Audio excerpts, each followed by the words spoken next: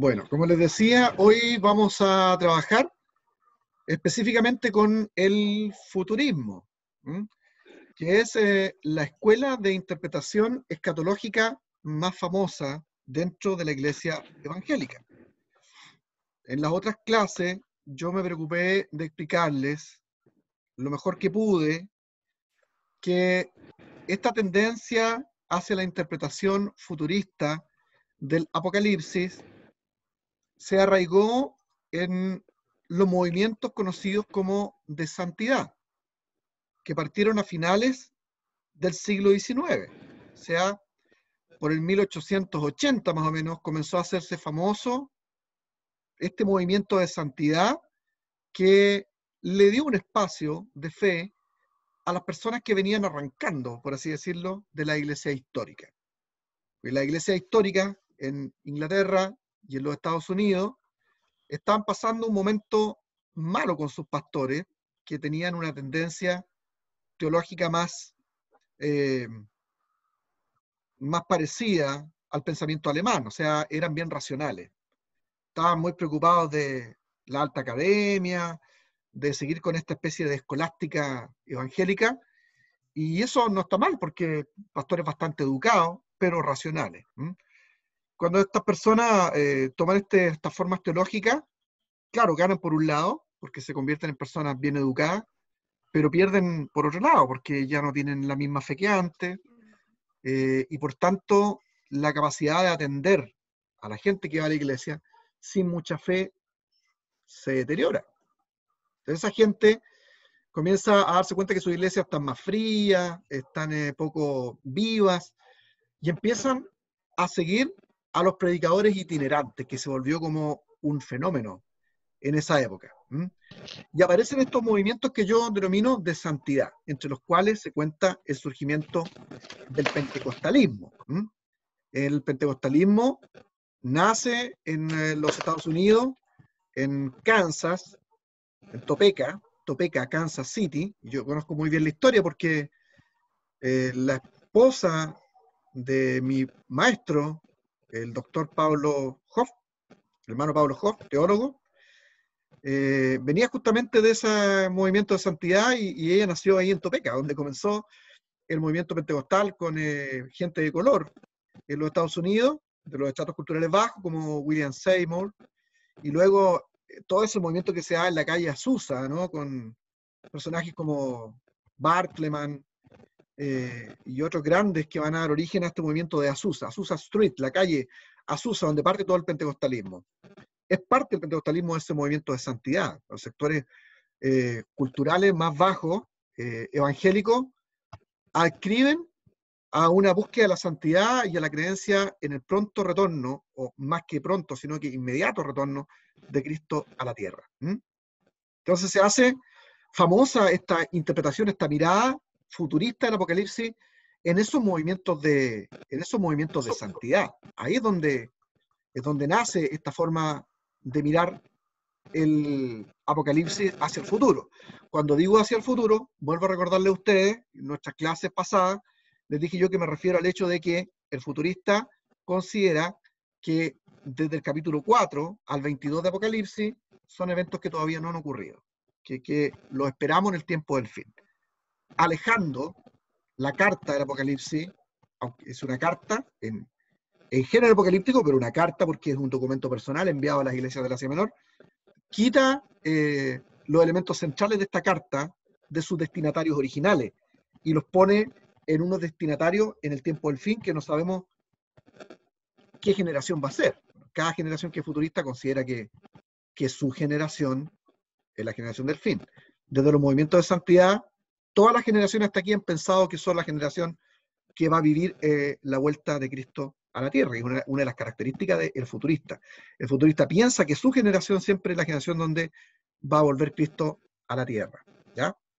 Entonces es una escuela que está basada en esta idea de que el capítulo 4 al 22 de Apocalipsis no se ha cumplido todavía y nosotros deberíamos esperar el cumplimiento de esos símbolos apocalípticos en esta generación. Si uno es futurista ahora, debería esperar que en esta generación. Entonces, cualquier situación que pasa en la Tierra, ya sea, como en este caso, una pandemia, una guerra, alguna situación relacionada a eventos de tipo parecido a los cataclismos, como grandes terremotos, maremotos, serían indicios de que estamos a puerta del tiempo del fin, aunque nuestro Señor Jesucristo se preocupó mucho de decirle a sus discípulos que vendrían estos acontecimientos, como se levantaría nación contra nación, habría hambres, terremotos en diferentes lugares del mundo, pero esto solo sería principio de dolores, todavía no viene el fin. De hecho, es digamos, una manera de decir que todavía no viene el fin,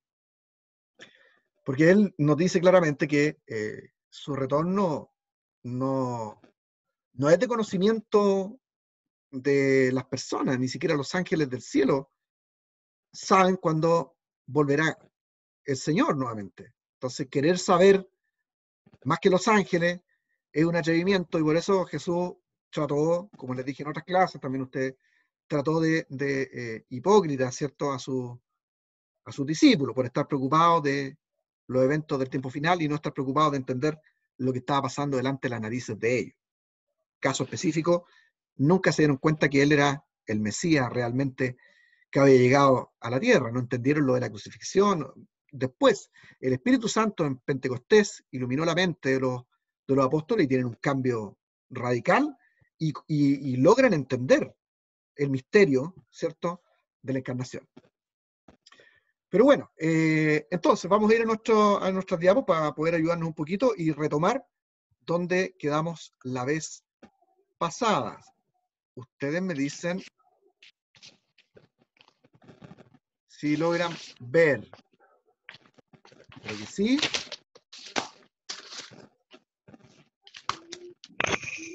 ¿Sí? Sí, pastor, yo logro ver las diapositivas. Genial. Sí, Entonces, okay. ¿y las ven claritas o no? ¿Sí? ¿Se ven? ¿Se logra leer? Súper. Ya, ahí me Sí. están haciendo las manitas. Ok, entonces decíamos nosotros que el futurismo es un método que trata al apocalipsis como un compendio de escatología no cumplida. ¿Mm?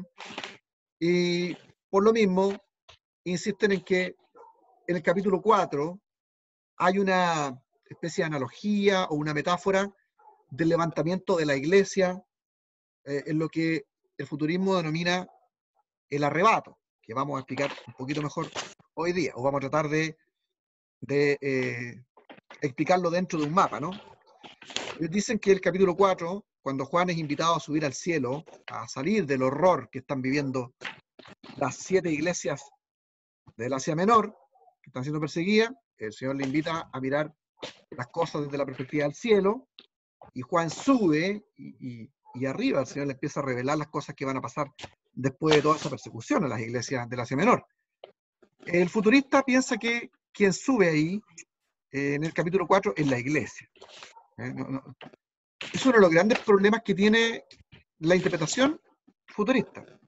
No podemos nosotros entender cómo ellos hacen esta relación, de que es la iglesia la que sube, o que la subida de Juan, al ver la puerta abierta en el cielo, es una figura de que la iglesia sube. No hay manera de probar eso. Es una de las grandes problemáticas que tiene la interpretación futurista. Cuando uno lee el texto se da cuenta que el que sube ahí es Juan en su visión. No está invitada a la iglesia a subir, ni con Juan, ni que Juan represente la iglesia. Es muy antojadizo. Pero bueno, así es el futurismo. Luego, en el futurismo, la bestia que sale del mar es el último gran imperio que se levanta contra Cristo y su iglesia, y está formada por 10 reinos bajo el dominio del anticristo, un dictador internacional. O sea, quiere decir que el futurismo luego va a empezar a utilizar elementos de otros libros de la Biblia para crear este panorama de la venida de Cristo como un sistema de escatología. Entonces, va a decir que en el final del tiempo hay una bestia, ¿no?, que representa la restauración del Imperio Romano, que todavía se identifica dentro de los imperios del sueño de Nabucodonosor resoñado e interpretado por el profeta Daniel. Recuerden que estudiamos la imagen que resoñó Daniel y la interpretó a Nabucodonosor. Dijo, mira, estáis preocupados, tu imperio representado por el oro, ¿cierto? Va a ser vencido por otro, el mundo medo-persa, esos van a ser vencidos por los griegos, y los griegos van a ser vencidos por uno como el hierro, Roma, ¿no? Todos pensamos que es Roma. Hasta ahí estamos bien.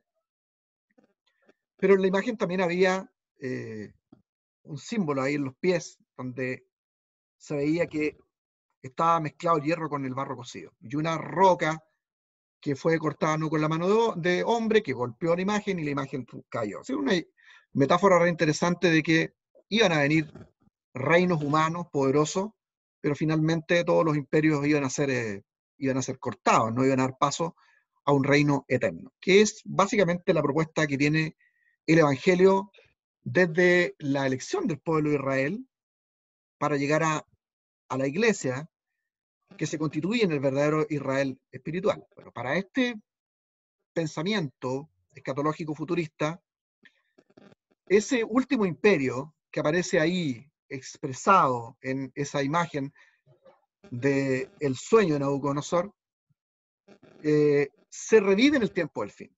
Entonces, el último imperio, que es Roma, tiene que volver a revivir. En el futurismo, entonces, la bestia que sale del mar es este último gran imperio, que sería una Roma restaurada. Un gran imperio que se levanta contra Cristo y la Iglesia, y que está formada por 10 reinos bajo el dominio del anticristo, el cual habla Tesalonicense, que es el que se opone a Cristo, un dictador internacional dentro de esta idea futurista. A todo esto hay que decir que en el Nuevo Testamento la idea del anticristo no necesariamente debe ser identificada o solamente identificada con un personaje, sino que también se refiere al espíritu del anticristo y que está en todo aquel que niega que Jesús es el Cristo. Entonces, el anticristo más bien es un espíritu que tiende a negar que Jesús es el Cristo. Pero sí se puede identificar con un personaje malévolo. Entonces, el futurismo lo que hace es hacer una relación entre este anticristo de Tesalonicense con la bestia de la que habla el Apocalipsis. Vuelvo a repetir, la palabra, yo se lo dije en otras clases, la palabra anticristo no aparece en el Apocalipsis. Pero el Apocalipsis hace una semejanza entre esta bestia, ¿cierto?, perseguidora de la iglesia, con el anticristo de Tesalonicense. ¿Sí? Y empieza ya a meter otros libros para hacer este mapa, ¿no? Ya Daniel, Tesalonicense. Cuando estuvo muy de moda el ministerio del hermano Gigi Ávila, ¿se acuerdan del hermano Gigi, no? Que son más antiguos en el Evangelio. Amén. Amén, ¿ves? Hombre de oración, hombre de fe, todos queríamos conocer al hermano Gigi Ávila porque era un tremendo predicador, que el Señor lo usaba con ministerio de milagro, ¿eh? Muy respetado entre nosotros, hermano Gigi Ávila, un hombre bien santo, ¿no? No como estos pseudo apóstoles chantas que hay hoy día, ¿no? Que andan buscando plata y todas esas cosas. Hermano Gigi Amén. era un hombre del Señor, un hombre de oración, pero no era un hombre perfecto porque era hombre. Entonces, el hermano Gigi lo hacía muy bien como evangelista, pero se metió en el tema de la interpretación del Apocalipsis, no siendo el teólogo. Y él impulsó más fuertemente entre el mundo latino esta idea de interpretar el Apocalipsis desde la mirada futurista. Y él predicaba, el centro de la predicación que él tenía evangelística, que estaba basada en la venida de Cristo y en los milagros, en arrepentirse porque Cristo venía y los milagros. Y él puso de moda esta idea de que esta bestia que sale del mar, formada por 10 reinos, era la Comunidad Europea. Entonces, todos nosotros en ese tiempo andábamos buscando que pronto la Comunidad Europea llegara a ser 10 naciones. Imagínense, cuando íbamos en 8, ya nosotros pensábamos que Cristo volvía pronto a la tierra. Entonces, es una característica del futurismo comenzar a interpretar todos los elementos del Apocalipsis, del 4 al 22, buscarlos en eventos de la generación última, o que que está en el presente, ¿no? Que se considera la última que va a haber en la venida o retorno de Cristo. Ajá. El resultado, como yo le decía a ustedes, es que las interpretaciones futuristas van a haber cumplido los símbolos que son apocalípticos y que dan para cualquier tipo de interpretación, porque así es la apocalíptica, así es la literatura, ya lo sabemos, lo va a encontrar en el orden mundial con sus líderes que aparecen, con cada situación caótica, como yo les decía. Hoy día es el coronavirus, la lucha entre China probablemente, que representa un tipo de modelo, y Estados Unidos otro, pero cada generación ve lo que quiere ver, ¿no? Porque es justamente lo que pasa con los símbolos del Apocalipsis. Bien, y llegamos hasta aquí nosotros.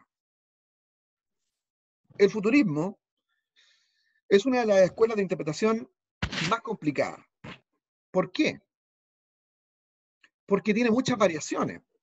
¿Y cómo no? Si está basada en interpretaciones bastante antojadizas y particulares de estos símbolos, que aparecen desde el capítulo 4 hasta el 22. Como yo les dije a ustedes, si uno no entiende que este tipo de escrito corresponde a un tipo de literatura altamente simbólica, que nace en tiempos de crisis, que está hecho para encriptar los significados de tal manera que los enemigos no puedan entenderlo. Si uno va a interpretarlo de manera literal, 2000 años después, claro, uno va a interpretar un símbolo de una manera, otro lo va a interpretar de otra manera, uno va a ver ese símbolo cumplido en una situación histórica y otro lo va a ver en otra. Entonces, esta escuela futurista va a tener muchas ramas de interpretación futurista que van a pelear entre sí. Por eso, les expliqué que la escuela futurista es la que presenta mayor divergencia, mayores ramas que luchan entre sí. Por esa razón. Porque el símbolo da para mucho. Entonces, dentro de estas escuelas de futurismo, uno puede encontrar de dos clases. Unas que se agrupan en torno al tema de la tribulación y otras en torno al tema del milenio. Si yo les digo a ustedes la palabra tribulación, ustedes, si son evangélicos de algunos años ya, por lo menos de 4 o 5 años atrás, la palabra a ustedes no les parece rara, de ninguna manera. Estoy tomando agüita nomás por si acaso, porque después piensan que quizás qué cosa está tomando el pastor, mejor hay que decir. ¿Ya? La palabra tribulación no parece una palabra rara, pues, o sea, todos dicen, tribulación, un tiempo malo que va a venir a la tierra, donde va a venir el anticristo, y la iglesia lo va a pasar mal, por eso es que hay que irse antes, en el arrebato a la iglesia, y no quedarse en la tribulación. Y probablemente más de alguno de ustedes ha escuchado canciones sobre la tribulación, ¿no? Seguramente. Y más de alguno de ustedes habrá llorado también con esas canciones y no los voy a criticar. ¿Ya? ¿Cierto? Por supuesto que sí. Se oye un grito, un Sí, da mucho lamento. miedo. Sí. Sí, Yo, lo primero que escuché yo cuando era cabro chico sí, por lo menos. fue un cassette. Con mucho miedo. Pero son lindas las alabanzas, son lindas. Sí, muy bien, muy bien. Sí, ya, pero no es raro para ustedes el tema de la tribulación. Y una de las motivaciones para convertirse a Cristo es no pasar la tribulación, es salvarse del dolor y ser levantado en los aires con la iglesia. ¿Cierto? Entonces, la mayoría de las escuelas del futurismo se agrupan en torno a la tribulación. Tres escuelas de ellas. La escuela pretribulacionista, la escuela mid-tribulacionista y la escuela post-tribulacionista. ¿Qué quiere decir eso? Que todos miran el Apocalipsis cumpliéndose del capítulo 4 al 22 en el futuro, pero difieren respecto de la venida de Cristo. Para unos, Cristo va a venir antes que empiece la tribulación y por tanto la iglesia va a ser levantada. ¿Sí? Y no va a pasar la tribulación. Se va a una fiesta arriba que le llaman la boda las bodas del Cordero. ¿Cierto? Y aquí abajo quedan todos los profesores ateos, todos los profesores que no creímos en eso, nos vamos a quedar aquí. ¿Ya? Aquí en la tierra, donde habrá un periodo de 7 años de tribulación. 7 años, ¿por qué? Porque, como les dije anteriormente, la característica de esta forma interpretativa es que usa elementos de otros libros. No se basta de sí misma de un libro, sino que dicen, es que lo que pasa es que esto tiene que ver con las 70 semanas de Daniel, que es lo que tenemos que tratar hoy día. Intentar entender lo más que podamos esta profecía de las 70 semanas de Daniel. No, esto tiene que ver con las 70 semanas de Daniel. Esta es la última semana de Daniel, dicen, que se estaría cumpliendo en la tribulación. Una semana, 7 días, pues son semanas de años, 7 años. La última semana de las 70 sería la tribulación. Entonces, las escuelas pretribulacionistas dicen, Cristo viene antes de la tribulación, arrebata su iglesia. Y los que no creyeron, como el Cristian, se van a quedar aquí en la tribulación. ¿Ya? Y los que creímos, nosotros todos nos vamos a ir al cielo, a una fiesta con el Señor arriba, y nos vamos a librar de todos los dolores que van a haber aquí. Aquí en la tierra, durante esa semana, pasan situaciones muy interesantes. La semana de año se divide en 2 partes. 3 años y medio, donde el anticristo despliega toda su capacidad de seducción de las naciones y sobre todo el pueblo de Israel. El pueblo de Israel considera que es su Mesías. Como ellos nunca han reconocido a Cristo como el Mesías, van a pensar que el anticristo es el Mesías de ellos. Y bueno, profecía muy anunciada, ¿no? O sea, sería como cómo no darse cuenta de que está pasando eso si es que esto es una realidad, ¿no? Porque se ha dicho tanto, se ha explicado tanto, pero bueno, en esta historia los judíos es como que no han escuchado nunca nada de esto. Y van a creer que este anticristo que aparece es el Mesías de ellos. Y él hace un pacto con Israel y se reanuda el sistema de sacrificio. Para eso tienen que pasar un montón de cosas muy difíciles actualmente. La reconstrucción del templo es complicadísimo porque el templo no puede ser construido en ningún lugar que no sea donde el Señor dijo que tenía que ser.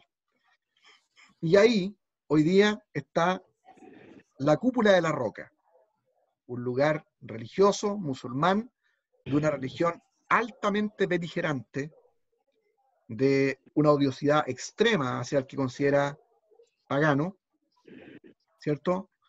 Y que causaría sacar ese lugar de ahí para colocar el templo de los judíos, la Tercera Guerra Mundial. Un poquito más al lado está la mezquita musulmana, y todo es un centro de oración musulmana. Tendría que pasar eso va a pasar.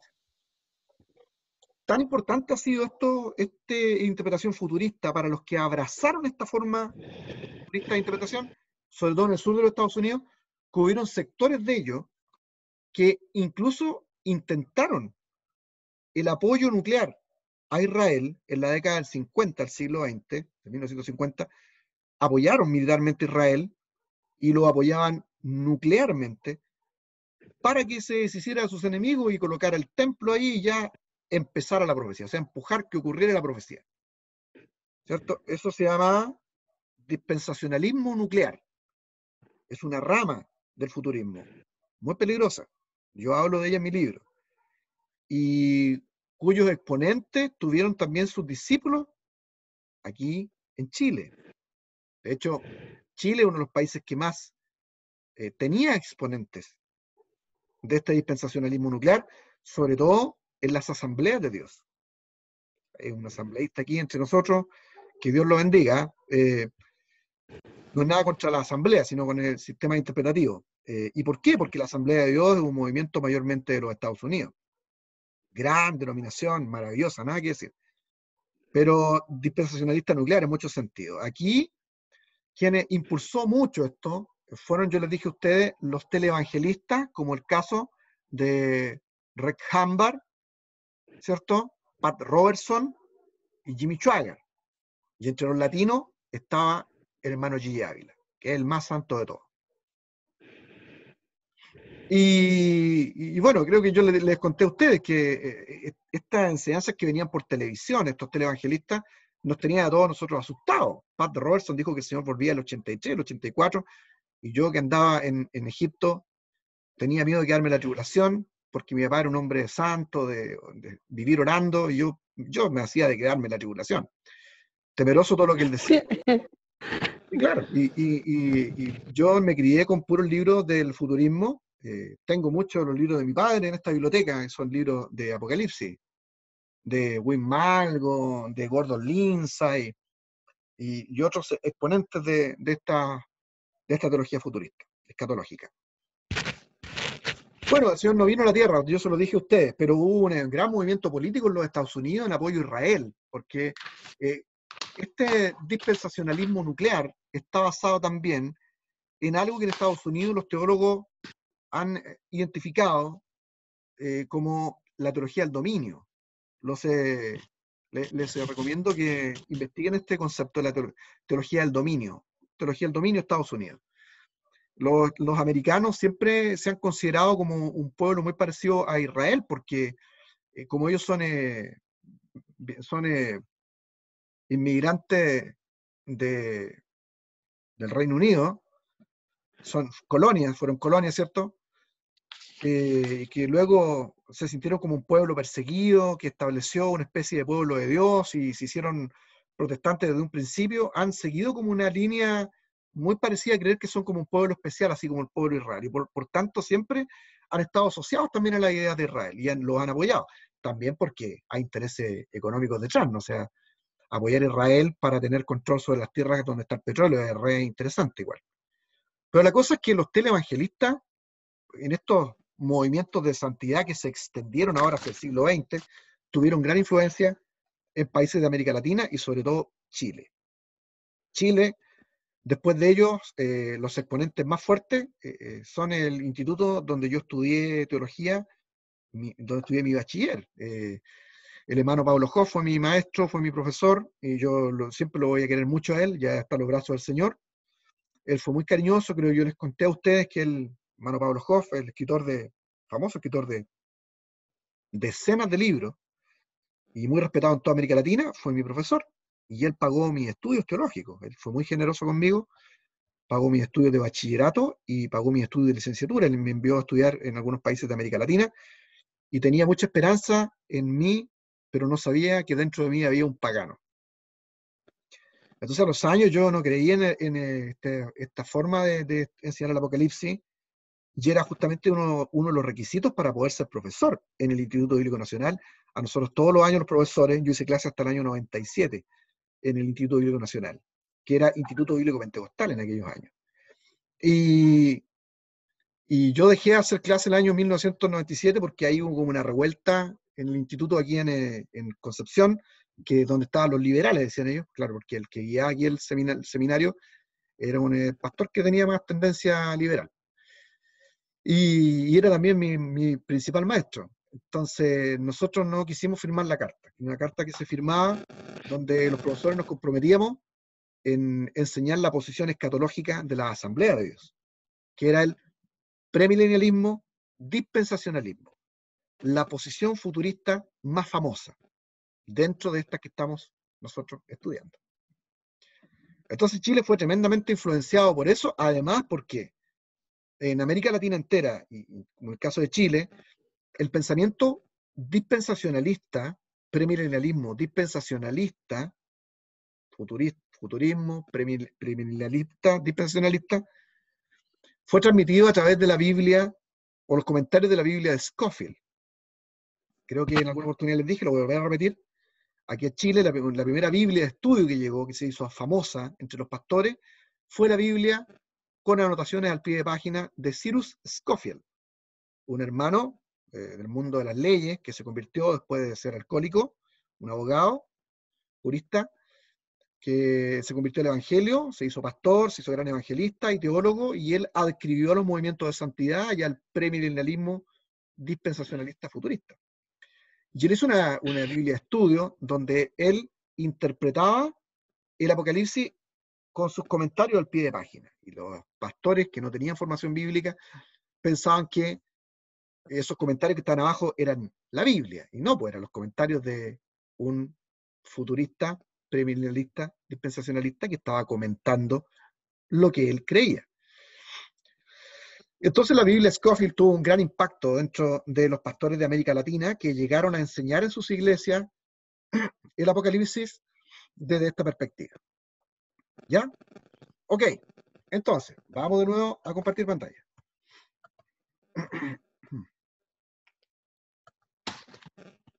Bien, entonces decimos nosotros, las escuelas del futurismo se pueden dividir entre aquellas que están divididas por su mirada sobre la tribulación. Unas piensan que la iglesia no va a pasar por la tribulación, las que son las pretribulacionistas, que son la mayoría. Otros movimientos de futurismo piensan que la iglesia va a ser arrebatada a la mitad de la tribulación, cuando se dan cuenta que el anticristo es el nuevo Mesías para los judíos. Y otros piensan que el Señor va a venir después de la tribulación, o sea que la iglesia pasa por la tribulación. Si ya nosotros nos centramos en este punto, yo quiero arriesgarme a decirle a ustedes que dentro de los círculos futuristas que son más serios, aquellos que consideran que el Apocalipsis debe ser interpretado también como profecía, así como profecía en términos del futuro, o ya sea desde la perspectiva profética evangélica, que tiene cumplimientos históricos en su contexto, cumplimientos totales, parciales, etcétera, miradas telescópicas, pero que consideran que los eventos se van a repetir en el futuro. La mayoría de ellos, los que son serios, son post-tribulacionistas. O sea que el futurista educado, el que es futurista educado, considera que no hay razón para que la iglesia no pase una tribulación. O sea, es una de las cosas que sería imposible aceptar, el hecho de que hubiera una razón para que la iglesia no pase la tribulación. Cuando el arraigo del libro Apocalipsis es tribulación. El libro fue escrito para darle ánimo a los cristianos frente a una verdad del porte de un buque. Los cristianos pasan tribulación. Y lo dijo Cristo, que iban a ser perseguidos por causa de su nombre. Y que muchas veces la palabra iba a ser causa de la disensión incluso dentro de la familia. Que iban a ser perseguidos por causa de su nombre. Entonces, lo menos comprensible de esta mirada futurista es la mirada pretribulacionista, que considera que por una razón que no se entiende, la iglesia no debería pasar la tribulación. Es más, yo no sé si el comportamiento de la iglesia incluso merecería no pasar por una tribulación. Es la tribulación donde la iglesia se refina. Es la tribulación la que le enseña al creyente a reconocer la grandeza de su Dios. Esa es la tribulación donde los cristianos aprenden realmente a ser cristianos.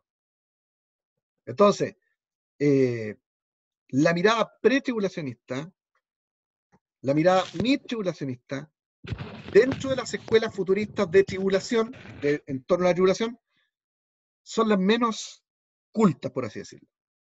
Y hay futuristas, que yo no estoy de acuerdo con los futuristas, pero futuristas que por lo menos se dan cuenta que una cuestión normal es que la iglesia pase tribulaciones y que sea el Espíritu quien se manifieste en la iglesia, enseñándole a ser iglesia en tiempos difíciles, que es el tema principal en que se arraigan no solo este Apocalipsis, sino todos los Apocalipsis. O sea, es muy raro que todos los Apocalipsis tienen que ver con persecuciones al pueblo del Señor, y en esta otra, en esta iglesia, la iglesia no sufre.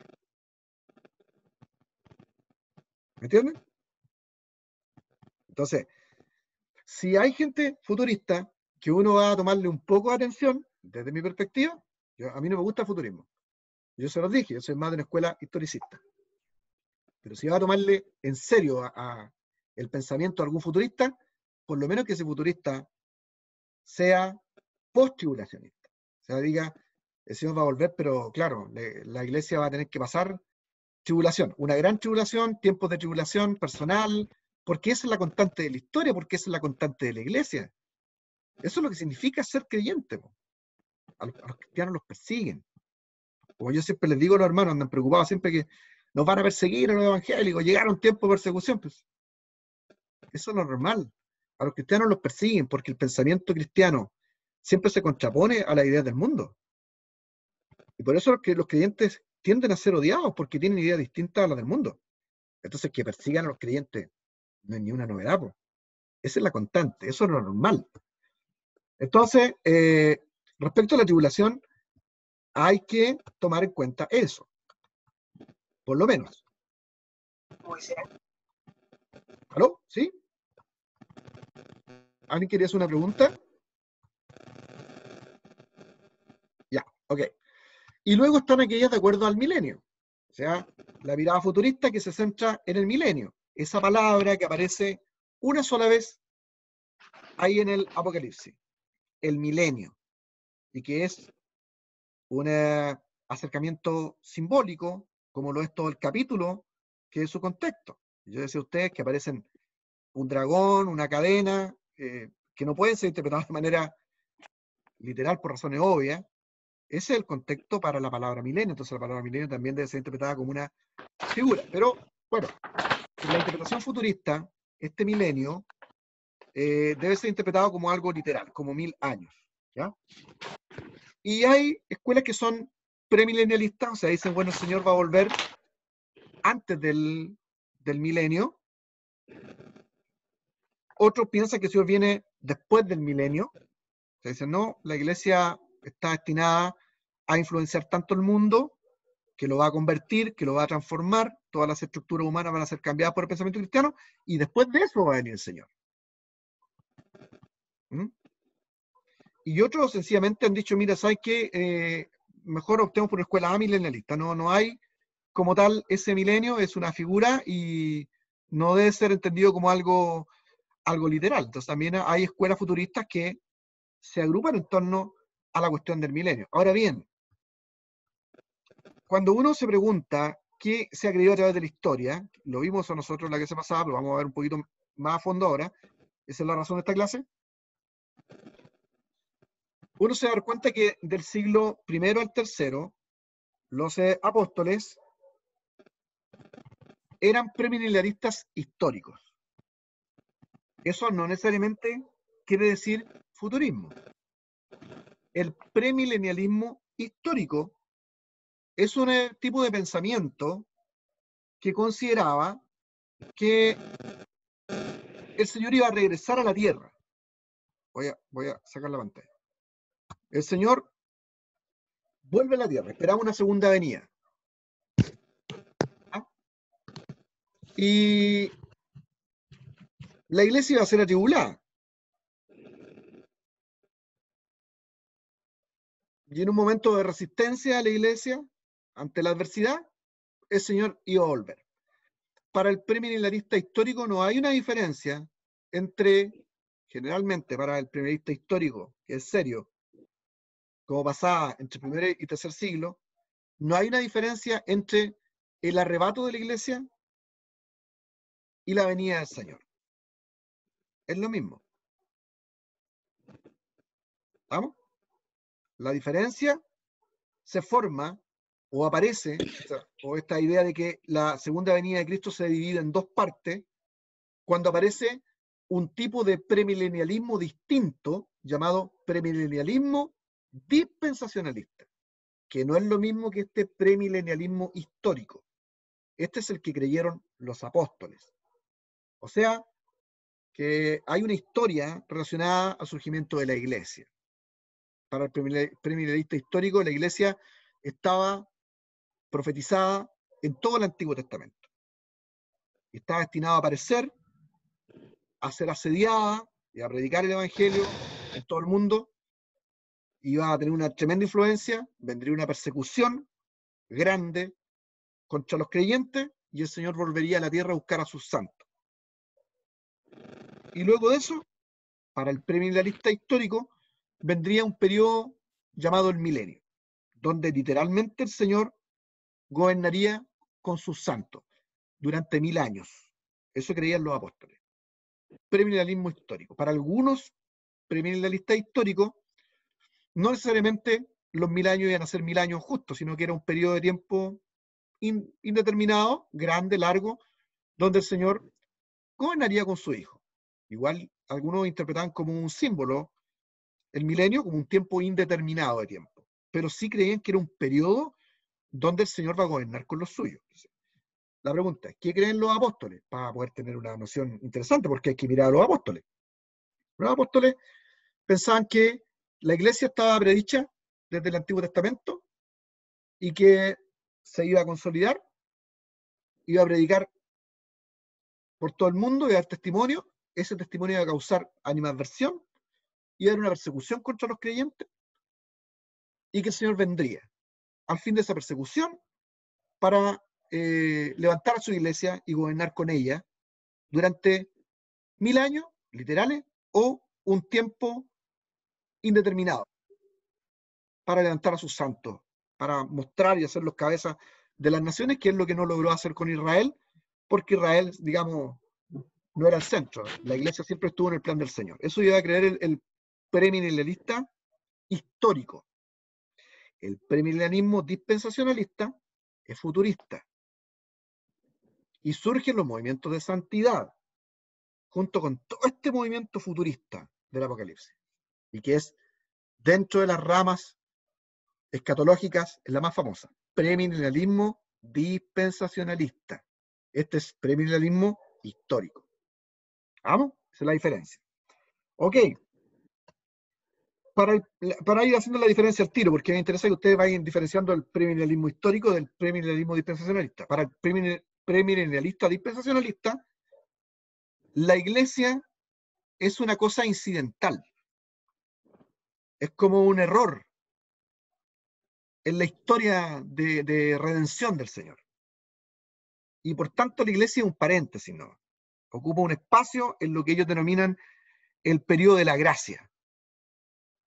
Nada más que eso. El tema para el premilenialista dispensacionalista es Israel. La historia tiene que ver con Israel. Dios y Israel. Y la aparición de la iglesia es un paréntesis, es una dispensación. La iglesia, la gracia, el tiempo de la iglesia, el tiempo de la gracia, es una dispensación. Es una manera en que Dios trata con los hombres en un tiempo especial. Son como cambios en la manera en que Dios se relaciona con sus hijos. Es una dispensación. Como que Dios va cambiando el plan. ¿Ya? Eso no lo creen los apóstoles. Para los apóstoles, la iglesia estaba predicha en todo el Antiguo Testamento.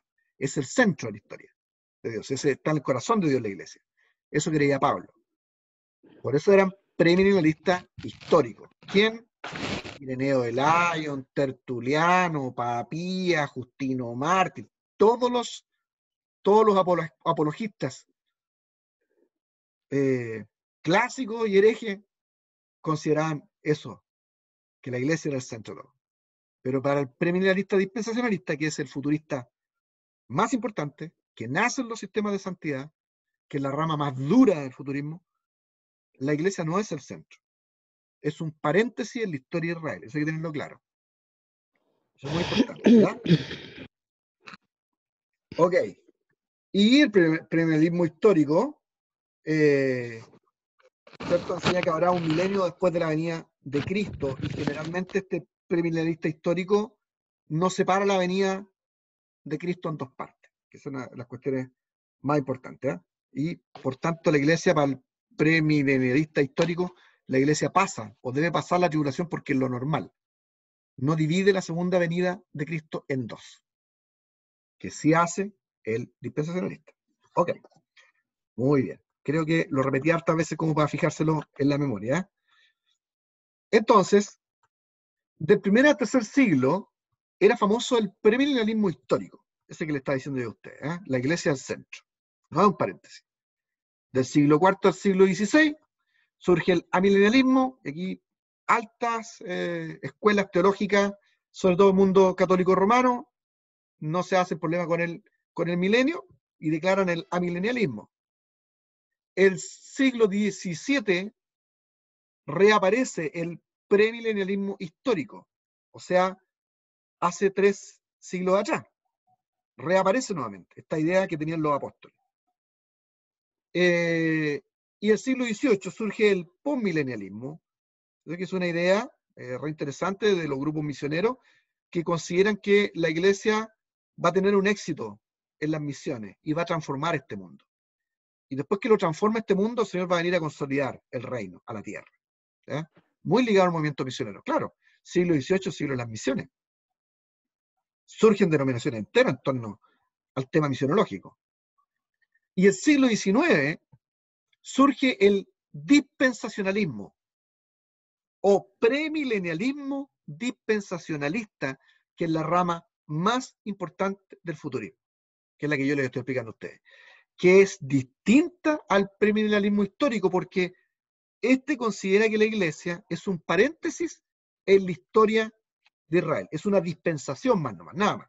El centro es Israel. Y divide la venida de Cristo en dos. En un arrebato de la iglesia, con una boda del Cordero, ¿cierto? Y con una tribulación de 7 años, creando un mapa escatológico usando como base el Apocalipsis, respaldado en pasajes de Tesalonicenses, Mateo capítulo 24, Marcos 16 y el libro de Daniel, y otras partes de la Biblia, por supuesto, también. O sea, lo que hace es tomar varias partes de la Biblia para hacer un mapa de la venida de Cristo, contradiciendo todo lo que Jesús dijo respecto del tiempo del fin, que no estuvieran preocupados en las señales, sino de hacer lo que tenían que hacer. Ya, ok, pero, como sea, la mayoría de las iglesias pentecostales evangélicas en América Latina son premilenialistas dispensacionalistas. ¿Por qué? ¿Porque son malas? No, por la amplia influencia que ha tenido de la misionología del sur de los Estados Unidos, como les expliqué un poco más atrás. Ok, ¿cuáles son esas bases de sustento para el futurismo? Importante, el uso de texto de otros libros de la Biblia para crear un mapa de la historia, como les estoy diciendo. La imagen del sueño de Nabucodonosor, resoñado e interpretado por el profeta Daniel, donde los pies de barro cocido, mezclados con hierro, son el imperio romano restaurado en el tiempo del fin, expresado en 10 reinos o 10 naciones. Para futuristas como el hermano G. Ávila, era la Comunidad Europea. Ya esa cuestión no resultó porque pasamos de más de 10 naciones en la Comunidad Europea. Pero bueno, el futurista va a encontrar cómo interpretar ese símbolo en el tiempo del fin. Las 70 semanas de Daniel, que es otra base para este tipo de futurismo. El dispensacionalismo, o sea, el dividir la historia de la Biblia en dispensaciones, en periodos donde Dios cambia su manera de trabajar con sus hijos. Y el sueño de una niña, que fue una de las tareas que yo le di la clase pasada. Margarita McDonald, que tiene un sueño donde ella ve que la iglesia es levantada en los aires. Se hace muy famoso este sueño, va a ser parte central del premilenialismo dispensacionalista, postura más afamada del futurismo. Ok, vamos adelante. Hasta aquí yo ya estoy conforme, porque la idea era poder ir fijando algunas cosas interesantes que ya han escuchado, pero más centradas en esto, ahora en el futurismo. Ya hasta aquí estoy feliz, pero vamos adelante. Entonces, las 70 semanas de Daniel, esta profecía va a ser clave. Y aquí es donde nos vamos a meter hoy día. Espero que nos alcance el tiempo, pero vamos a tratar de ver este tema. Uno de los principales arraigos para entender el premilenialismo dispensacionalista, principal manera de interpretar en términos futuristas, el Apocalipsis, se basa en distintas partes de la Biblia, principalmente en una profecía que hizo Daniel, que se conoce como la profecía de las 70 semanas de Daniel, en el capítulo 9, versículo 20 en adelante, creo. Entonces dicen lo siguiente. Vamos allá. A ver si puedo compartir la pantalla. Probablemente. A ver. Claro, puede ser. Ustedes me dirán.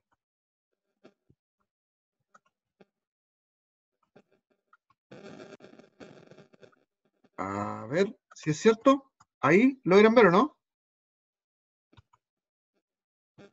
Sí. Ya.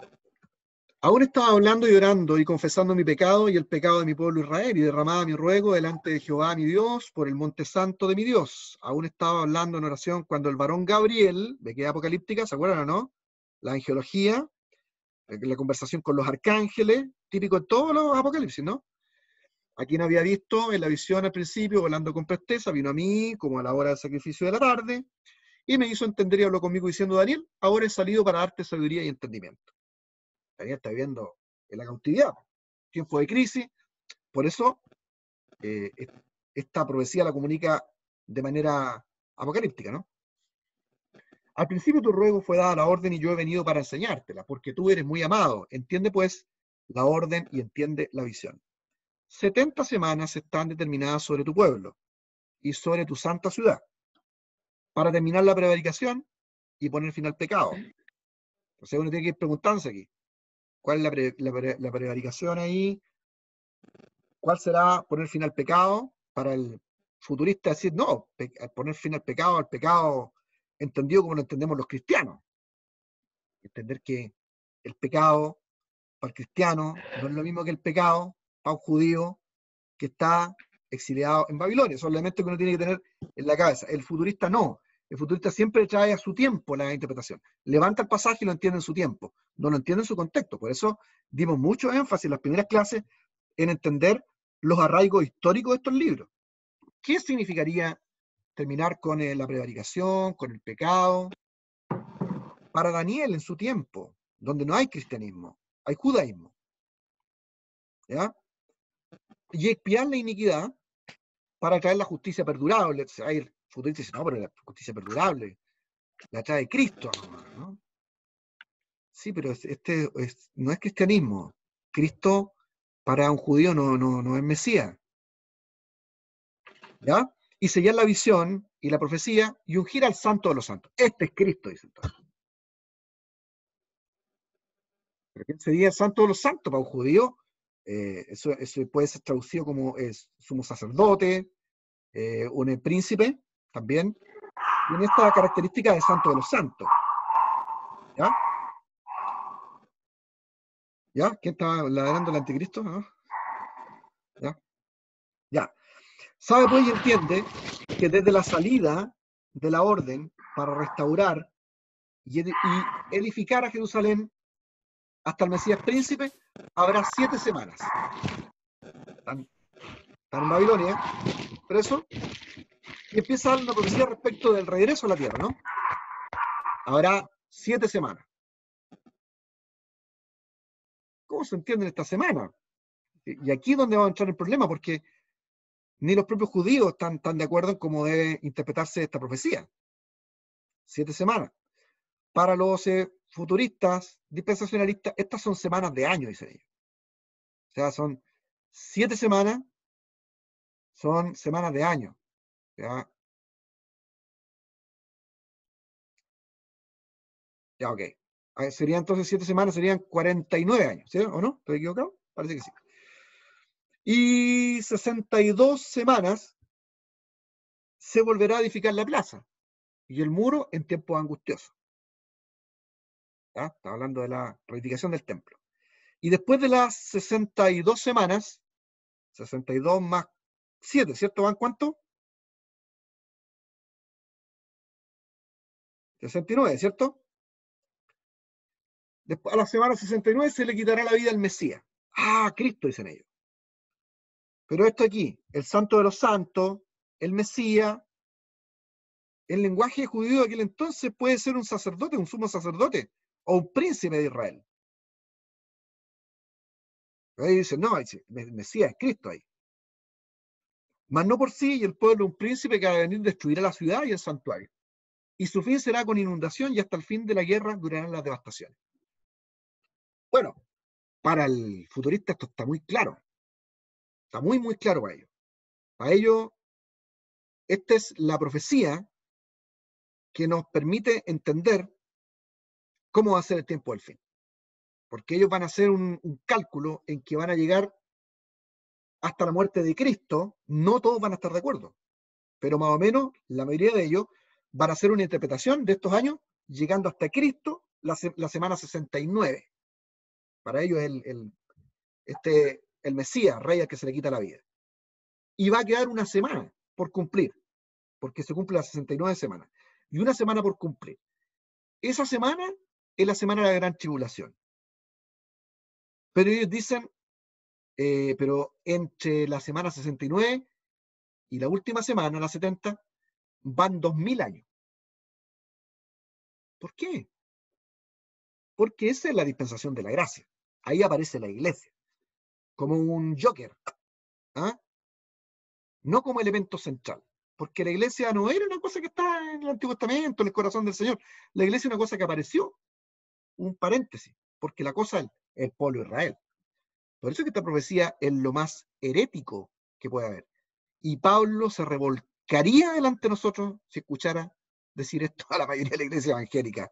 Porque para un evangélico, el centro de toda la iglesia, que es la novia de Cristo, no es un paréntesis. Pero están tan centrados en hacer su mapa que ellos dicen, no, podemos nosotros separar la semana 69 de la 70 por estos 2000 años que van ya. Y en este mismo momento pronto puede venir Cristo a la tierra y se reanuda la profecía de Daniel. Porque la característica principal de este tipo de futurismo dispensacionalista es tirar todas las figuras del Apocalipsis del 4 hasta el 22 para el tiempo del fin. Y usar pasajes de otras partes de la Biblia reinterpretadas para hacer un mapa. ¿Ok? Bueno, para los judíos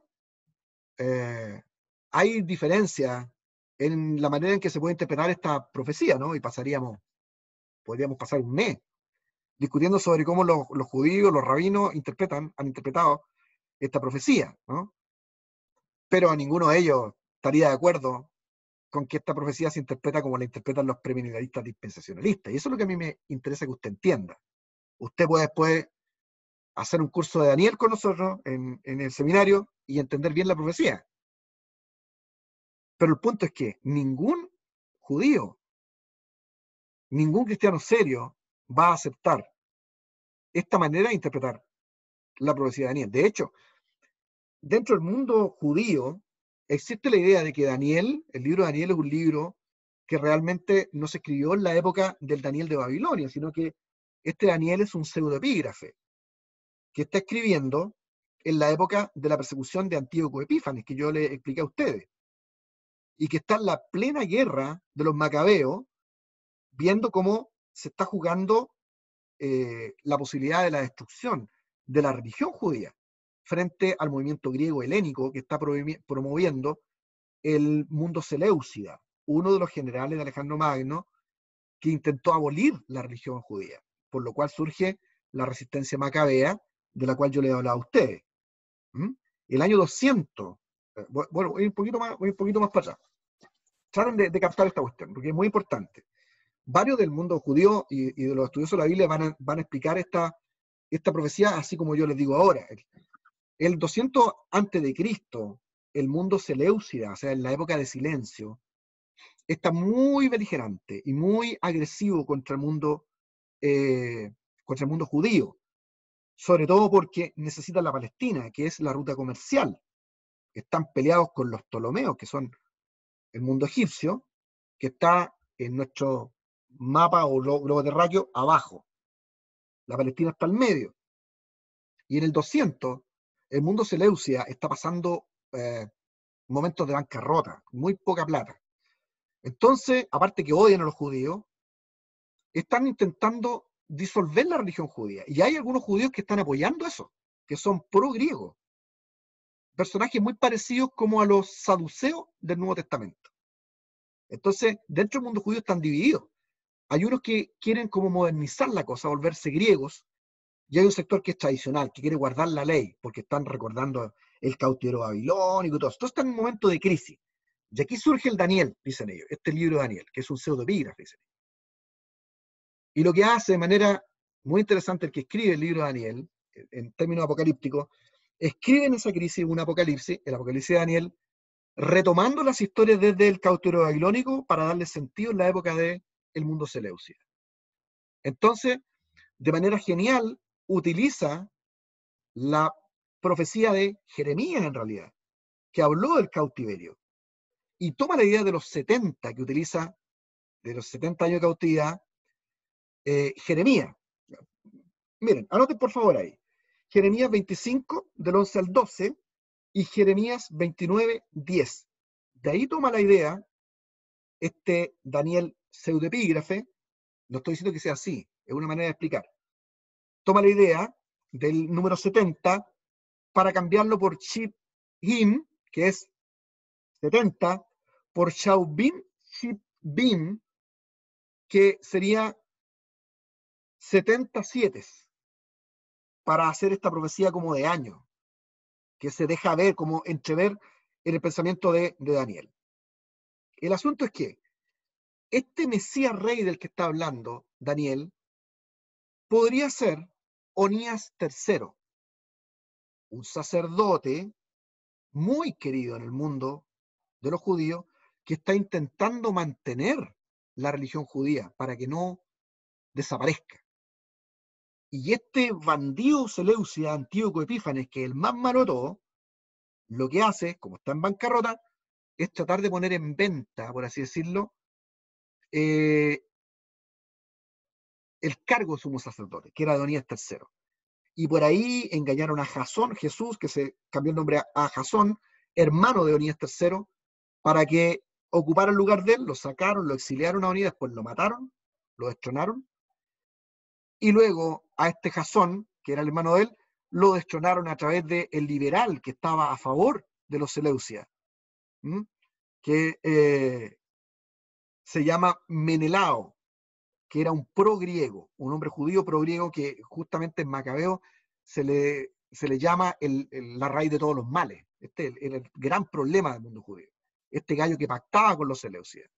Y que al final queda en el trono sin ser de una familia de sacerdotes.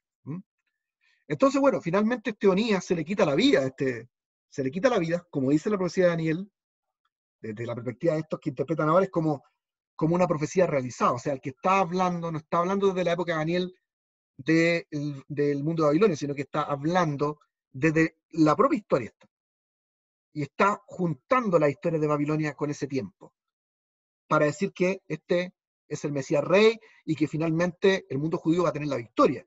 Y que de hecho la tuvo, porque aunque murió Onías III, desde la perspectiva de los judíos, es uno de los grandes líderes que ha tenido el mundo judío, porque gracias a la resistencia de él, surge lo que se conoce como la secta de los asideos, de los piadosos o los justos, los asideos, que van a luchar junto con los macabeos para lograr mantener la religión judía y sacar al mundo seleucida, que está tratando de disolver la religión judía. ¿Sí? Una de las crisis más grandes de la historia del mundo judío. Y bueno, finalmente lo logran. Los macabeos vencen. Juntos con estos jariseos, vencen a los seleucidas. Y ahí es donde ocurre toda esta profecía que habla de la abominación desoladora, que en la interpretación dispensacionalista, premillenista, futurista, dicen ellos que es una cuestión que se va a acontecer en la semana 70 de Daniel. Pero esa semana 70 de Daniel aconteció ahí en la historia de Onías III. Es lo que estoy diciendo. De hecho, si uno la interpreta desde esta idea del Daniel epígrafe, o si uno la interpretara desde el Daniel real, también uno podría ocupar los años, las 70 semanas como años, y llegar igual, claramente, a la época de Onías. O sea, la mayoría de los intérpretes bíblicos que son más sanos consideran efectivamente que Onías es ese Mesías rey al que se le quita la vida. Y la abominación desoladora es el Zeus olímpico que Antíoco Epífanes mete dentro del templo sacrificando un cerdo. Entonces, la profecía está cumplida en la época de Onías III. De estos famosos asideos que se juntan con los macabeos a hacer guerra contra los seleucidas y ganan, van a surgir los famosos fariseos y los esenios de las cuevas de Qumran. De ahí nacen los fariseos y nacen los esenios de las cuevas de Qumran, que eran los que se separaban más para buscar al Señor. Y este Onías III ha sido reconocido por varios estudiosos de la Biblia como el famoso maestro de sabiduría, de quien yo he mencionado en mis clases, en otras clases de historia antigua de Israel o del periodo de silencio, que hubo un personaje que le llamaron el maestro de sabiduría, que el mundo judío llegó a creer que era el Mesías que ellos estaban esperando, el Mesías rey que ellos estaban esperando, Onías III. ¿Ya? Es interesante, un poco enredado, pero yo creo que ustedes van a ver después de esta clase, van a poder hacer investigaciones en lo que yo estoy diciendo. No alcanzo a dar todos los antecedentes. Pero vamos allá. Vamos a dejar de compartir pantalla para ir a otra pantalla y volver a las diapos. Ya. Ok. Bueno, pero si uno quisiera no ser judío para interpretar esta cuestión, o no ser tan liberal, por así decirlo, ¿qué creen otros evangélicos sobre las 70 semanas de Daniel? ¿Creen igual que los premilenialistas dispensacionalistas? No. Ellos consideran, como ven ustedes aquí, no sé si, imagino que ustedes ven mi cursor, dicen que si estas 70 semanas son de años, entonces uno podría ver que la primera etapa de 49 años, las 7 primeras semanas, aquí ven mi cursor, ¿cierto? Se cumple desde el edicto del rey Medo-Persa hasta el 408 a.C., 49 años. Y luego, las 62 semanas siguientes, para cumplir las 69, son 434 años que se cumplen en el bautismo de Jesús, que da inicio a la última semana, a la semana 70, que está separada en 3 años y medio y 3 años y medio. Este Mesías, este príncipe, hace cesar el sacrificio porque Jesucristo, eso es lo que hizo. Hizo cesar el sacrificio de los judíos, porque él se consideró a sí mismo el sacrificio último. ¿Me entiendes? En la religión cristiana ya no hay más sacrificio. Y por tanto, a la mitad de la semana se le quitará la vida a este príncipe, a este Mesías, perdón, claro, y habrá otra mitad de la semana que da el cumplimiento donde se le quite la vida a otro santo, que nosotros conocemos como el primer mártir de la iglesia. Y ahí dan las 70 semanas. Esa es otra forma de entenderlo. Enredado, ¿cierto? Ya. Pero ¿y otros más? Bueno, otros piensan que la semana podría ser interpretada de otra manera. O parecida, pero afirmando sus propias ideas sobre la venida del Señor. Y aquí ustedes ven que los adventistas utilizan este sistema, más o menos que el que yo les expliqué, pero también tratando de afirmar las ideas que ellos tenían de la segunda venida de Cristo. Guillermo Miller, que da origen al milenarismo, o el adventismo del séptimo día, haciendo esta interpretación de las 70 semanas de Daniel, hace después unos cálculos donde él dice que el Señor vendría el año 1844, creo que fue marzo de 1844. Bueno, ustedes saben que el Señor no vino ahí. Con esa idea de que volvía el Señor a la tierra, surgen los adventistas del séptimo día, pero al final él ha sido trata de purificar su tontera, porque el Señor no vino, fueron muchos a adorar al Señor, estuvieron esperando, cantando, y el Señor no vino, como pasa con todos los que quieren saber cuál es el día que regresa el Señor. Pero ellos arreglaron el asunto diciendo que el Señor había venido, pero había venido a purificar el santuario. Eso es lo que dicen los adventistas, ¿no? Entonces, esa es otra manera de interpretarlo. Es muy enredado esto. ¿Qué es lo que estoy diciendo con esto? que uno no puede usar la profecía de Daniel para afirmar un mapa que dé cuenta de la interpretación del Apocalipsis. Ok, pero ¿y los premilenialistas dispensacionalistas qué dicen? Bueno, ellos lo ven como les dije al principio a ustedes. Ellos dicen que las 70 semanas comienzan desde la orden para restaurar, que ocurrió el 5 de marzo del 445 a.C. con el decreto de Artajerje, el medo persa, Nehemías 2, 1 al 8. Luego están las 62 semanas que nos llegan a la muerte del Mesías príncipe, que el Mesías príncipe para ellos sería no un sacerdote judío, sino Cristo mismo. Y ahí irían 69 semanas. ¿Ah? Y luego de eso, faltaría una semana que se cumpla al final de lo que ellos llaman la dispensación de la gracia, la era de la iglesia, que es un paréntesis en la historia de Israel. Termina la era de la iglesia, hay un arrebato de esa iglesia, desaparece de aquí y comienza el cumplimiento de la última semana de la profecía del profeta Daniel, es lo que nosotros conocemos como la tribulación. Esa es la manera en que interpreta ahora el premilenialista dispensacionalista, no muy diferente a como lo hacen los adventistas, solo que para sus propios fines. Lo que por supuesto está completamente desarraigado de la historia del mundo judío, de la que toma base la profecía del profeta Daniel. Ahora bien, rápidamente, ¿qué es lo que es el dispensacionalismo? El dispensacionalismo es un sistema teológico que supone que el Señor cambia su manera de actuar con los hombres, dependiendo de las circunstancias. ¿Ya?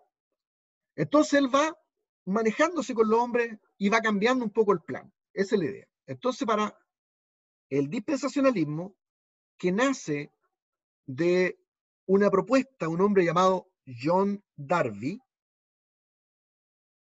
que inició un movimiento también de santidad, pero en Inglaterra, y creó lo que se conoce como los hermanos libres en Cristo. Y ahí está expresado ese movimiento. Hay una denominación que se llama los hermanos libres en Cristo que sigue esta idea de los hermanos de Plymouth, que eran dispensacionalistas seguidores de John Darby. Bueno, él dice que existen 7 dispensaciones. O sea, uno logra, cuando estudia la Biblia, uno logra ver 7 periodos. 7 maneras, 7 dispensaciones, 7 formas en que Dios trata con los seres humanos a través del tiempo. Entonces dice, mira, hay uno que se llama la inocencia. Ahí en el Edén, Adán y Eva tenían que obedecer el mandato divino de no comer el árbol prohibido, con lo cual aseguraban ser inocentes de pecado. Como fallaron, Dios tiene que cambiar y hace otra forma de trabajar con los hombres. Entonces pasamos a la dispensación, dice él, de la conciencia. Desde la caída hasta Noé, el ser humano tuvo la posibilidad de controlar libremente sus decisiones sobre la base de lo que su conciencia le indicaba, pues la conciencia. Era la conciencia. Así trataba Dios con los hombres. Pero fallaron, ya que el designio del corazón de ellos fue de continuo solamente al mal, en vez de buscar a Dios. Entonces, el Señor tuvo que cambiar otra vez la forma de trato con los hombres, y hay un cambio a otra dispensación llamada gobierno patriarcal. Dios va a trabajar con patriarcas ahora. De Noé a Abraham, ya que la conciencia personal no fue una guía adecuada, para el ser humano se encomendó a los gobiernos el administrar justicia y moral. Entonces Dios va cambiando la forma en que se mueve. Como no funciona, después viene la dispensación de la promesa. Al fallar los gobiernos en su cometido, Dios escogió a Abraham para ser el padre de la fe y le prometió que en él serían benditas las naciones de la tierra. ¿Cierto? Pero también fallan y Dios tiene que cambiar nuevamente a otra dispensación llamada la ley. Desde Moisés a Jesús, el ser humano solo podía acercarse a Dios a través del cumplimiento de la ley mosaica. Esto tampoco funcionó. Entonces Dios tiene que cambiar de nuevo y aparece la gracia. Ahí es donde la iglesia entra en juego. Y este pedacito chiquitito aquí aparece la historia de la iglesia, que no es nada para el futurista, premilenialista y dispensacionalista, es una paréntesis en la historia de Israel. ¿Ya? Solo al reconocer nuestra incapacidad de lograr algo bueno, podemos reconocer que es Jesús el único mediador entre Dios y los seres humanos, porque no hay otro nombre debajo del cielo que podamos ser salvos. La gracia, la historia de la iglesia. Pero se acaba con el retiro del Espíritu Santo para que otra vez Israel, que es lo que realmente a Dios le preocupa a Israel, no a la iglesia, tiene que venir el reino, que también se puede entender como milenio, que es la última dispensación. Al fin de los tiempos seguirá un periodo de 1000 años en los cuales Jesús reinará en la tierra. Será una época de esplendor sin precedentes. Al finalizar este tiempo, Satanás será liberado con el objetivo de probar por última vez la fe del ser humano. Tras este periodo se acabará el tiempo y surgirá una nueva tierra y un cielo nuevo. ¿Ah? ¿Eso está? Por supuesto. Darby está siguiendo la idea de los futuristas, que es tomar elementos de Daniel, tomar elementos del Nuevo Testamento, tomar elementos del Apocalipsis, y agarrar todos estos elementos y tirarlos para el fin de la historia humana en un análisis nuevo de la Biblia. ¿Ya? Miren, fíjense, vamos terminando ya. Por hoy. En la Biblia, la palabra dispensación, esto es una cosa muy interesante, viene del latín dispensare. Fue traducido en latín como dispensare.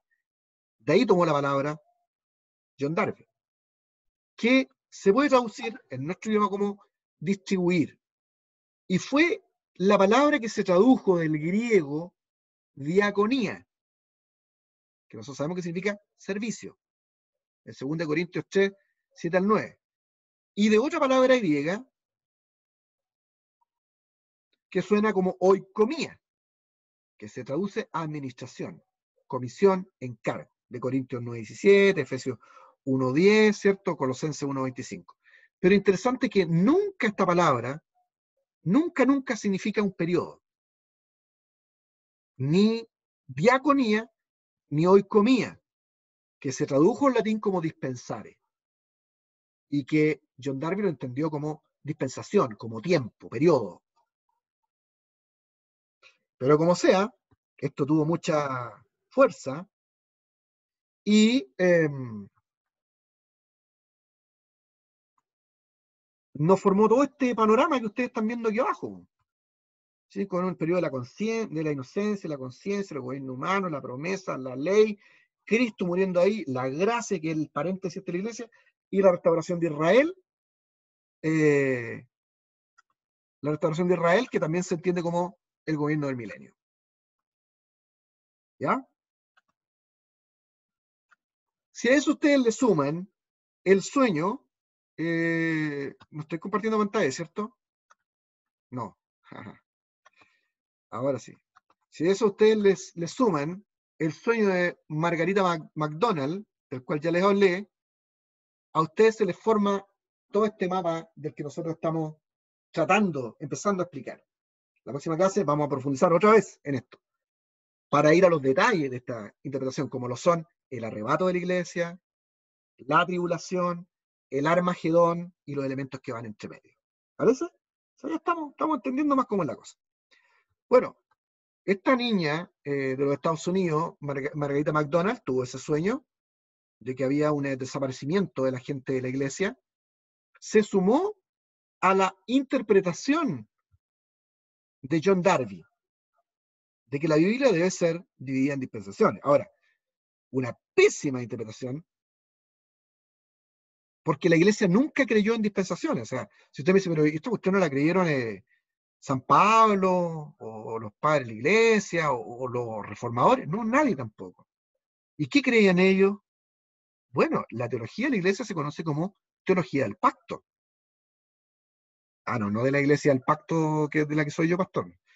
Pacto en el sentido de que la teología de la iglesia es la teología del pacto. 2 pactos, el antiguo y el nuevo. Un pacto en la ley y un pacto en la sangre de Cristo. Eso es lo que ha creído la iglesia. No cree en 7 periodos y que Dios va cambiando su manera de actuar según los hombres, sino que Dios tenía ya su plan y la iglesia siempre estuvo como el centro de ese plan. Esa es la teología del pacto, lo que ha creído la iglesia a través durante 2 milenios. Pero hace poquito más de 100 años, en el sur de los Estados Unidos, surge esta interpretación futurista del Apocalipsis que da origen a la forma más clásica de entender el futurismo apocalíptico, conocido como premilenialismo, Dios viene antes del milenio, ¿cierto? Pretribulacionista, ante la tribulación, dispensacionalista, dividiendo la historia en dispensaciones donde la iglesia es un paréntesis dentro de la historia de Israel o una de las dispensaciones. ¿Cuál? La gracia. Pucha, creo que avanzamos más de lo que yo esperaba, estoy contento. Vamos a ver estos elementos ya con más detalle ahora, ya que ustedes entienden el panorama completo. Les recomiendo que ustedes investiguen sobre la profecía de las 70 semanas de Daniel, en todos sus aspectos, para quedar más claro. No alcanzamos aquí. Pero aquí hay un resultado, ¿no? Si lo pongo en grande, lo están viendo ahí, ¿no? ¿Estoy compartiendo? ¿Pantalla? ¿Sí? Sí, sí, Sí. Amplio, ¿cierto? Se ve más grande. Sí, un poquito más grande. Ya. El resultado entonces es el premilenialismo dispensacionalista, todo este mapa. Es una rama del futurismo, surgían evangélicos fundamentalistas, o sea, gente que era anti-estudio, anti-ecumenismo, anti-ciencia, anti-todo. Anti-otros evangélicos también. Muy santos, sí, pero muy poco teológicos, es el problema. Más reciente, mayor, ¿sí? Toda esta cuestión es la que uno se tenía que aprender en la escuela dominical, pues entonces usted me Claro, trabajo imagínense los niños cómo quedan, así es, pues, tal cual. Sí, Ya, sí, y ese, tenía digamos, ese es del mundo evangélico pentecostal de los Estados Unidos y América Latina. Entonces, aquí está, pues ahí está el mapa, ¿no? Ahí está todo el mapa que usted le enseñaron en la escuela dominical y estaba pegado ahí en la sala de los pastores bautistas que le enseñaban a Cristian. Tenía que aprenderse todo esto durante las clases de la escuela dominical. Niños se volvían locos con esto, ¿no? Entonces, ¿qué es lo que vamos a hacer nosotros? Ahora tenemos que, ya entendemos todo cómo funciona todo este cuadro, pero ahora tenemos que meternos en detalle aquí, en este periodo de la tribulación, aquí, la próxima iglesia. El concepto de arrebatamiento, la boda del Cordero, la tribulación en la tierra con sus dos periodos, y la batalla de Armagedón con el tiempo de 1000 años. Y mientras que vamos aprendiendo eso, que es la manera en que se entiende hoy el Apocalipsis, vamos haciendo los comentarios que nos permiten entender que esta no es la forma en que ha creído la Iglesia durante su existencia, durante 2000 años. ¿Ya? Ok. Muy bien. Entonces, ¿qué va a pasar? Bueno, van a surgir los clásicos del mapa del futurismo, dispensacionalista, los que dice la Jardia, esos que están ahí con la estatua de Nabucodonosor, con juicio el del Bema, el juicio del tribunal del trono blanco, etcétera. Todos esos elementos que vamos a ver en la próxima clase. ¿Ya? ¿Y por qué les muestro esto? Ya estamos terminando nuestra clase, ahora sí. Estoy siempre con los predicadores, ya vamos a terminar, voy a terminar, el predicador no termina nunca predicar. Ya. El problema de esto es que como esto no tiene un elemento fijo hermenéutico, se presta mucho a la discreción del intérprete, y el problema es que pueden surgir cuestiones que pasan hasta hoy día. O sea, hoy existen ramas del futurismo premilenialista y dispensacionalista de los Estados Unidos que están haciendo tablas de la tribulación todos los años.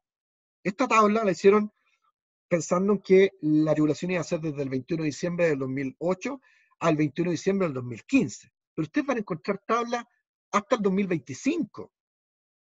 De las cosas que cómo se va a ir cumpliendo Daniel, Apocalipsis, Mateo 24 y otros en los días que vienen.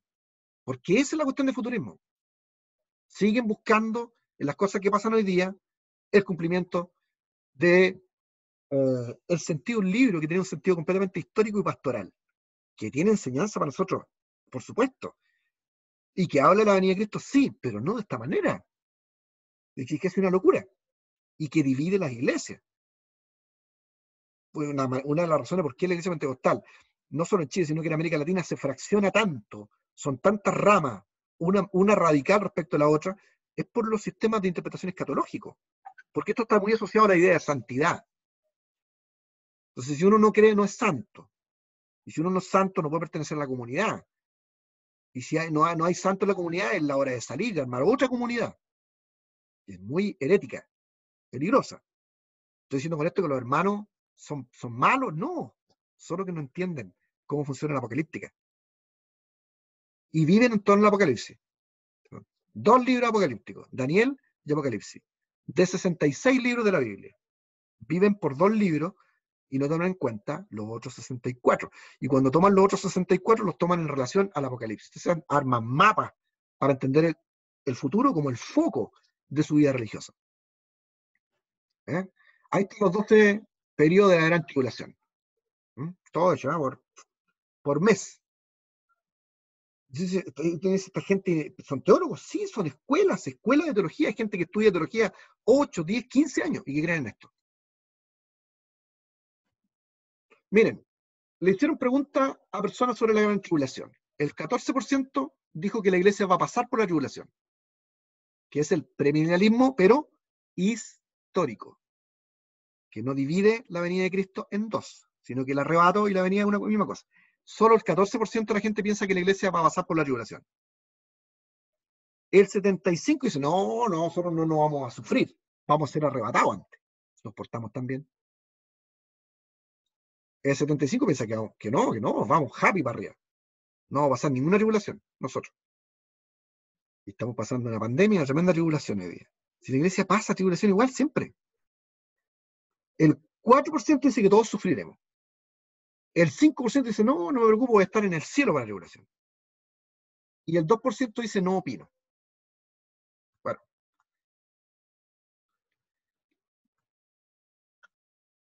¿Qué les parece? Hay varios elementos nuevos en nuestra clase número 6.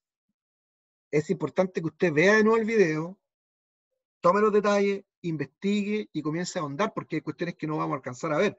Pero mi interés es que en esta introducción al Apocalipsis, usted comience a hacer todo ese panorama. Ahora, en la próxima clase, el centro es ese periodo de 7 años. Vamos a ver la tribulación, el arrebato, qué es lo que se piensa sobre el arrebato, cuáles son las bases, por qué sí, por qué no, cuáles son los pasajes que se usan, qué pasa en esos 7 años según esta mirada, por qué sí, por qué no, vamos a dar las razones. El tema del Armagedón, y todos esos elementos vienen en la próxima clase. Entonces nos estamos acercando a los detalles, que son para verlo en estas últimas 2 clases que nos quedan. Este es el número 6, son 8 clases. Vamos, súper. Impecable. ¿Alguien levantó la mano? ¿Alguien vi que levantó la mano? ¿No? ¿Hardy? ¿No? ¿Estoy equivocado? Ya. Bueno, que el Señor les bendiga grandemente. Veo por aquí a Pastor Daniel conectado. Hola Daniel, qué gusto.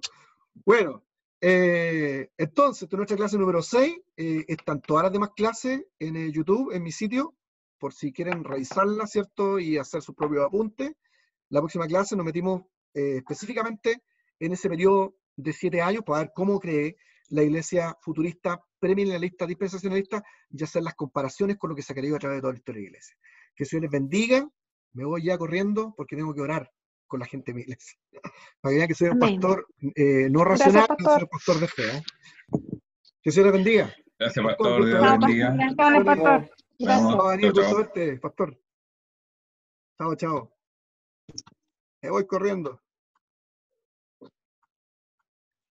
Chao.